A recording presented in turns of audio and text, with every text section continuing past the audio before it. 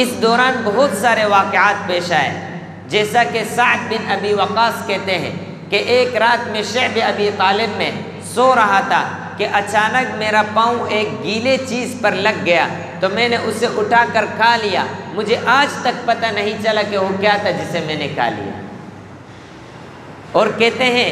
سعد بن ابی وقاص کہ ایک دفعہ میں رستے سے گزر رہا تھا تو مجھے اونٹ کا خشک چمڑا ملا، میں نے اسے اٹھا کر کوٹا اور اسے پیس کر اس کو میں نے کھا لیا اور اس کے اوپر پانی پی لیا، اسی سے میں نے اپنا گزارا کیا۔ اور درخت کے پتے اٹھا کر کھاتے تھے۔ میرے عزیزوں، یہ اسلام کے لیے قربانیاں تھی جو آپ نے اور آپ کے صحابہ نے دی،